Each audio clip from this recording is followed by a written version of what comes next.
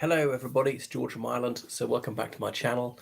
Now, one of the many surprising twists and turns in this Russo-Ukrainian conflict is Yevgeny Prigozhin, the owner of Wagner private military company, saying just a few days ago, I think it was Friday, that his organization is going to pull out on the 8th of March, if I got that right, which is the day before Victory Day, which wouldn't obviously look good.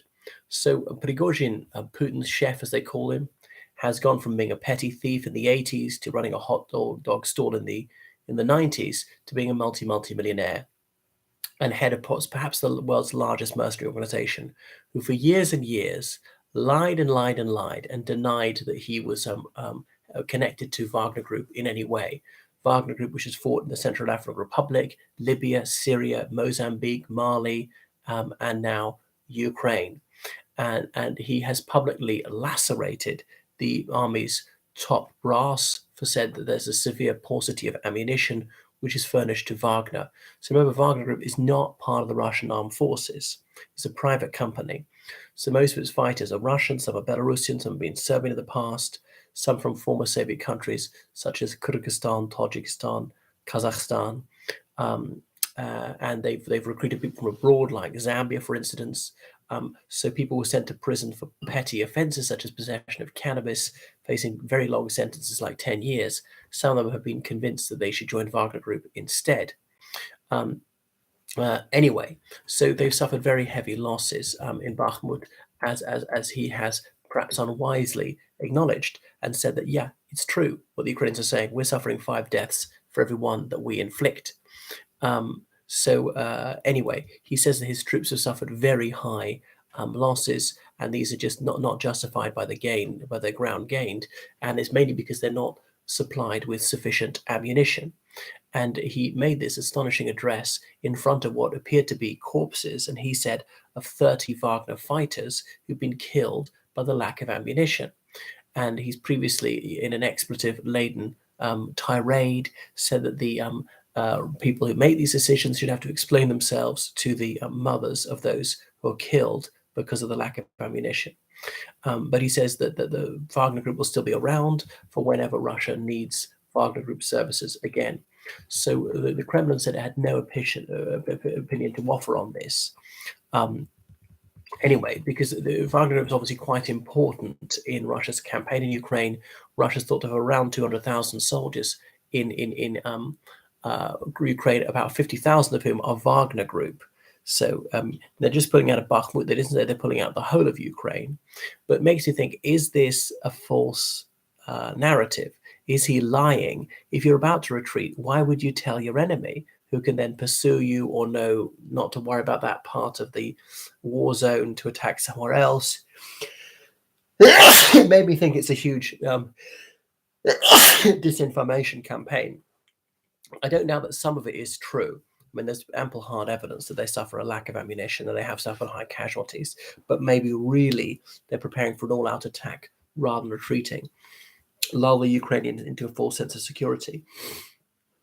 He's also torn strips out of the defense minister, Sergei Shoigu, one of the people who's closest to Putin, and indeed the chief of general staff, Valery Gerasimov, and been swearing at them, saying, where the F is the ammunition.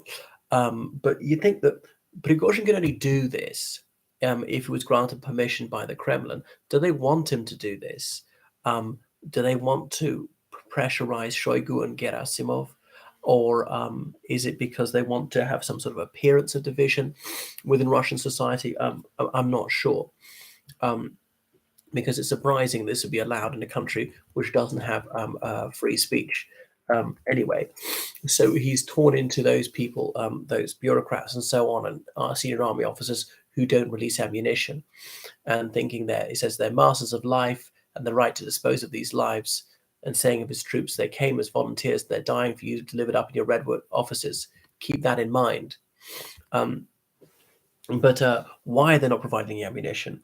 Now, it is true that some career military officers don't like Prigozhin, who's never even been a private soldier for a single day, seeing him as a prima donna. he's made so much money out of it. They haven't. And he did achieve some major successes for Russia over the past few years, had some favor of Putin. So there's a bit of envy there. I think that he's a loudmouth, uncouth, brash, full of braggadocio and so on. So there could be all some of that. And Prigozhin said that his troops, they achieved the gains, but the mainstream Russian military took credit for it and so on. So not providing the ammunition might be partly spite, but might be partly because they just don't have it and their transport problems. But the Russians have had to have their ammunition dumps further back since the HIMARS came into play about a year ago. I remember Lord William Hague, the former British Foreign Secretary, said the thing is to provide Ukrainians with longer range rockets or whatever that could actually hit these Russian ammunition dumps that get even further back, and then more of a logistical problem of getting ammunition from the dumps to the front. It's just further to travel, slower, and things are going to go wrong. There are more bridges to cross, so on, which can be blown up. So yeah, why is he saying it? Because if the Battle of Bakhmut is lost by Russia, that is a major admission of defeat, and there's a humiliation Putin really doesn't want. I don't think they're going to give up just yet. And there are even some signs, obviously it's not conclusive, that Russia's actually moving more troops into the Bakhmut sector, not fewer. That maybe this is their last chance. The one thing is the Ukrainians might start pulling some troops out of Bakhmut to prepare for their spring counteroffensive, which might be very soon. Remember, it's Victory Day in Russia on the 9th of May, and that's obviously a reference to the Third Reich's surrender in 1945. There'll be big parades there.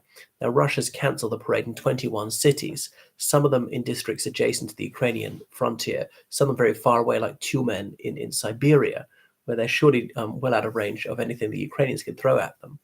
It's also because there are not that many troops to parade, not that many pieces of equipment to parade, because the main Victory Day parade on Red Square in Moscow involves over 10,000 troops and hundreds of vehicles.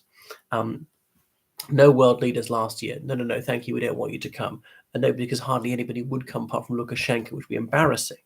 So in some years, they've had dozens of world leaders, but that ain't going to happen this time. They don't want to show how isolated they are. I remember they said there'd been Ukrainian drone attacks in Moscow. So if the Ukrainian drone is to hit the main body of troops, I mean, you can't really miss. At least hundreds of them will be either killed or injured. And is it worth the risk of going ahead if that happens? Moscow's 450 kilometers from the Ukrainian border, but there are drones that can do that distance, kamikaze drones or something. So I think the Battle of Bakhmut is not finished yet. But it could go either way. Not that Ukraine rather cares. It really cares. It's achieved its objective. It has slowed down the Russians for months. It's allowed time for more training, for more weaponry to arrive, for the Ukrainians to build up for their forces to prepare their counteroffensive. Now that Rasputitsa is gone, that the spring has dried out the ground. We're into summer. So no doubt we'll see a big offensive by the end of this month, probably to the south, towards the Sea of Azov, to try and break the land bridge between Russian-occupied East Ukraine and Crimea. Right. Thank you very much for watching my channel. Toodaloo.